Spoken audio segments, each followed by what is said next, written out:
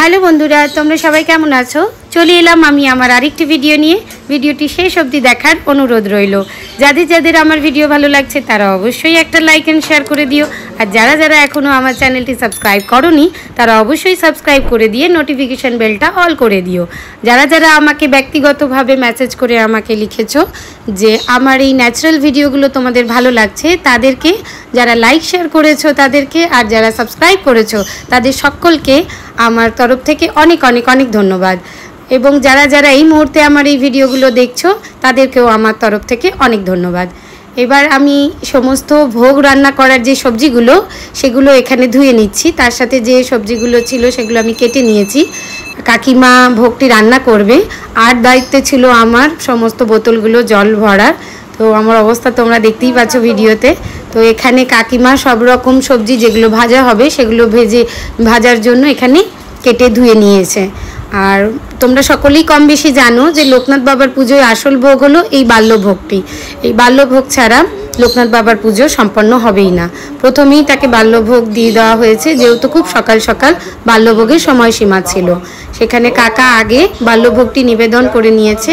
পরবর্তীকালে একে একে খিচুড়ি, লাবড়া এবং সমস্ত আর যে সমস্ত আলুর দম তরকারি যা যা রয়েছে সেগুলো একে একে নিবেদন করবে। এবার এখানে ব্যাকগ্রাউন্ডটা আমি তোমাদেরকে দেখিয়ে নিচ্ছি যে লোকনাথ বাবাকে যেখানে বসানো হয়েছে তার ব্যাকগ্রাউন্ডটা কীরকমভাবে সাজানো হয়েছে। আর্টিফিশিয়াল ফুল দিয়ে এবং লোক দিয়ে এটাকে সাজিয়ে নেওয়া হয়েছে। জায়গাটি খুব সুন্দর লাগছিল। তোমাদেরকে কতটা ভিডিওতে আমি দেখাতে পারছি জানি না।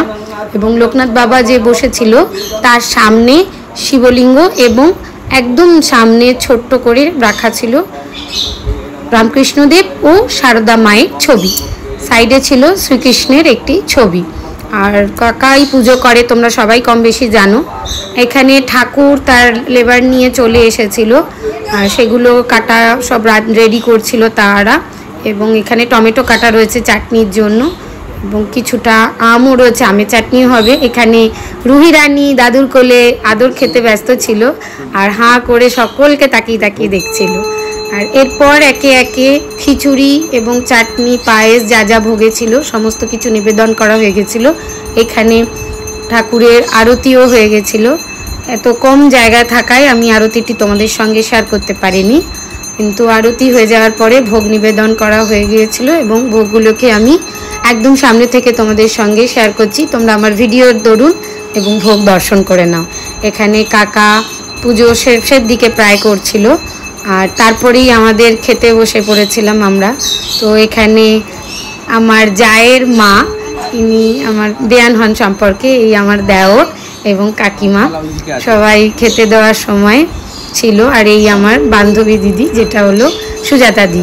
এখানে মেজো কাকা শ্বশুর, সেজো কাকা শ্বশুর, আমার নন্দাই, আমার ভাসুরপো বউ, এরপরে আমার এপাশে আমার মেয়ে আর আমার ননদের মেয়ে আর ননদ, এরা একে একে সব খেতে বসে পড়েছিল। অনেকটা বেলা হয়ে গেছিলো তাই। আর এখানে একটু ঠাট্টাই আর কি তো হয়েই থাকে, সেটা চলছিল। তারপরে আমরা সবাই ভোগ খাওয়া হয়ে যাওয়ার পরে আমরা বসেছিলাম। এবার সেটাও তোমাদেরকে আমরা দেখাবো। আর আমাকেও পরবর্তীকালে কিছুটা খেতে দিতে হয়েছে। এখানে সুজাতা দি খেতে দিচ্ছিল, এরপরে দেখতে পাবে আমি খেতে দিচ্ছি। তার মাঝখানেই আমি একটুখানি পুজোর জায়গাটা আবার আমি কভার করে নিচ্ছিলাম। যজ্ঞটা এখানে দেখো, যজ্ঞের আগুনটা এখানে কাকা কাকিমা বসে যজ্ঞটা হচ্ছিল। এদিকে কিছু সংখ্যক মানুষ খেতে বসে পড়েছিল, কেন অনেক বেলা হয়ে গিয়েছিল। এবার এখানে এগুলো সমস্ত আমার কাকি শাশুড়ির বান্ধবী, আর কিছু পিছনে যা রয়েছে আমার অন্যান্য কাকি শাশুড়িরা রয়েছে। তোমরা যারা আমার ব্লগ দেখো তারা কম বেশি সবাই জানো যে আমাদের অনেক বড় জ্ঞাতি রয়েছে, সমস্ত আত্মীয় স্বজন অনেক আশেপাশেই সমস্ত আত্মীয় স্বজনেরা থাকে।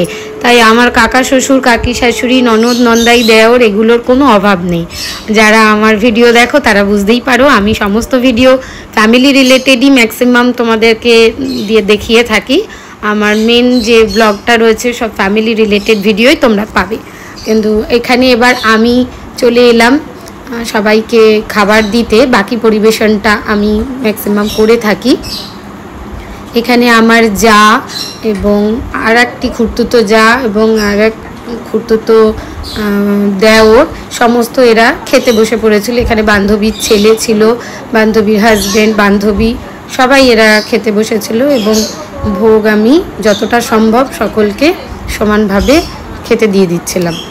তো তোমরা দেখতে থাকো বন্ধুরা, আর ভিডিও কেমন লাগছে অবশ্যই আমাকে জানিও। আর যাদের যাদের ভালো লাগছে তারা কিন্তু অবশ্যই একটা ভিডিওটা লাইক অ্যান্ড শেয়ার করে দিও, তাহলে আমার খুব ভালো লাগবে। এখানে আরও পাড়া প্রতিবেশী কিছু এসেছিল, তারা একটু যজ্ঞ দেখছিল আর একটু অপেক্ষা করছিল, যেহেতু খেতে বসার জায়গা সেরকমভাবে ছিল না। এরপরে আমরা সন্ধেবেলায় যে সমস্ত খাবারগুলো দেওয়া হবে সেগুলো কন্টেনারে সব প্যাকিং করতে বসে গেছিলাম সুজাতা দি, সুস্মিতা আর আমি। তোমরা সুজাতা দি, সুস্মিতাকে আগের ব্লগেও আমার দেখেছো, এরা আমার পাড়াতেই থাকে, আমার খুব প্রাণের বন্ধু এরা।